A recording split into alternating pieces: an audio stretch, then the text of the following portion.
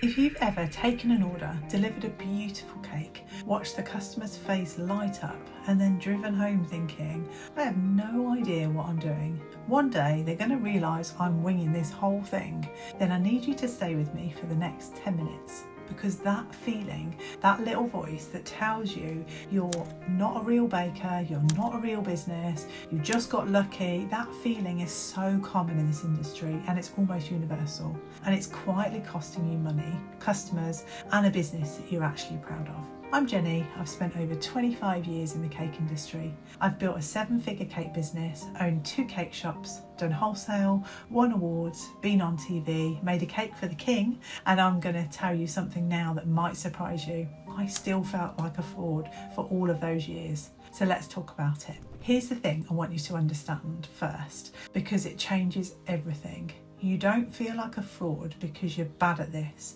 You feel like a fraud because nobody ever handed you a certificate that said, right, you're allowed to call yourself a business now. Most of you learnt to bake at the kitchen table. You taught yourself from YouTube, trial and error, off 100 cakes that didn't quite work out before the ones that did. And because there was no big moment, no graduation, no boss telling you you'd made it, your brain just decided that it hadn't. So you call yourself a self-taught hobby baker. You say, oh, just do it on the side. You introduce yourself at parties as, oh, just make a few cakes for friends. And every single time you say it, you're training your brain to believe it. But let me ask you something. If you're making cakes in exchange for money, what is that? That is a business. That's not a hobby. A hobby costs you money. A business makes you money. And the second someone paid you for a cake, you crossed a line whether you noticed it or not. You're not a hobby baker who got lucky.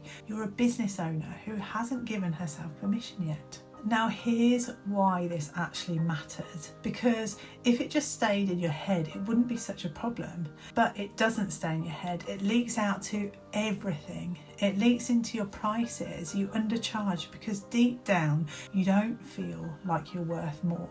You add up your hours, you know what you should charge, and then at the last second you knock 50 quid off because you panic that they'll think you're being greedy. It leaks into your DMs. Someone inquires, and instead of confidently telling them your price, you over-explain, you apologise, you say, I know it's a bit much, before they've even reacted. You talk yourself out of the sale before they've even had a chance to say yes. It leaks into your captions. A stunning cake will write, not my best work, or please ignore the wonky bit, or you point out the flaw. Nobody would notice because you can't let yourself just be proud of it. And customers feel all of this. They can't see your bank balance or your CV, but they can absolutely feel when you believe in yourself. And here's the hard truth. If you don't believe you're worth it, you can't expect them to either. Confidence isn't a nice to have thing in this business. It's the thing your prices, your sales, and your whole reputation are built on. So now you might be thinking, okay, Jenny, great, but how do I just become confident? I can't flip a switch. And you're right, you can't. And this is where most people get it completely backwards. They think confidence comes first and then the action follows. They think that one day they'll wake up feeling like a real business owner, and then they'll put their prices up and they'll start showing their face and start acting like the boss. That day never comes. I'm sorry, it just doesn't. You will never feel ready enough to do the scary thing before you do it. Confidence actually works the other way around. You do the thing first while you're still terrified. The confidence comes after as a reward for doing it. You put your prices up while your hands are shaking. Then someone pays a new price and you think, oh, they actually paid it. They didn't question it. That's confidence being built. Show your face on a reel, feeling sick about it, and someone messages saying, I love your videos, you've really helped me, and a little bit of belief gets deposited into that account. You cannot think your way into confidence. You can only act your way into it. The feeling is on the other side of the doing, never before it. Here's something I want you to actually do, not just listen to. I want you to start collecting evidence against that fraud feeling, because I guarantee you are sitting on a pile of proof that you're good at this and you're just refusing to look at it. Every time a customer says, this is the best cake that I've ever had, that's evidence. Every repeat order, that's evidence. Every time someone says, my friend saw this cake and wants your details, that is evidence. Every 5-star review, every happy birthday photo, every wedding where your cake was the thing that people talked about. You collect criticism, don't you? The one customer that haggled, the one cake that leaned, the comparison to the baker up the road. You hold on to those things like they're the absolute truth. But the dozens of people who were delighted, you let those slide right off you because it doesn't fit the story that you've told yourself. So I want you to start a folder. Screenshots of lovely messages, photos of happy customers, happy reviews, and on the days the fraud voice gets loud, and it will,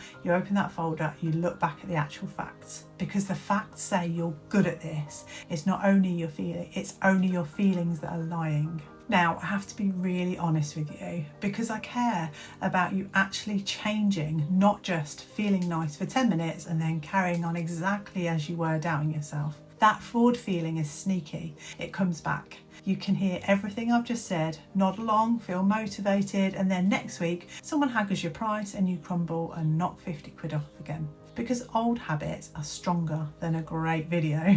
That's not willpower problem. That's just how the brain works. We slip back into the comfortable, familiar version of ourselves the second nobody's watching.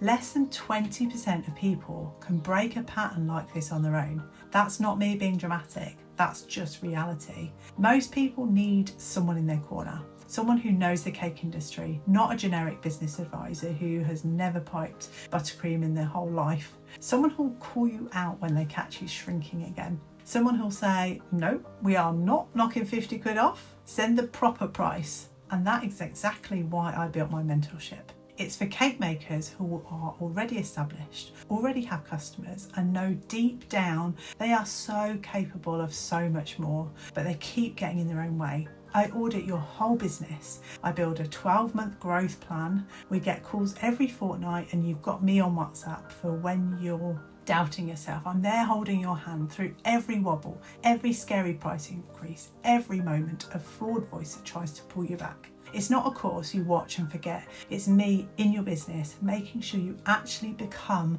the confident business owner that you already are underneath all of the doubt. So here's what I want you to do today. Just one thing. Catch yourself next time you call yourself a hobby baker and correct it. Out loud if you have to. I run a cake business. Just that. Start there. And if you've watched this whole video and you're sat there thinking, Jenny, this is me. I'm so tired of feeling like not good enough when I know I've got the skills, then drop me a message on Instagram. Tell me where you are right now and what that voice has been telling you. We'll have a proper, honest chat about whether the mentorship is the right fit for you. No pressure, no pitch, just a real conversation because I genuinely want to help you. Here's what I know after 25 years in the industry. The most talented bakers I've ever met are almost always the ones who believe in themselves the least. You are so much better at this than you'll let yourself feel. And the day you finally believe that, everything changes.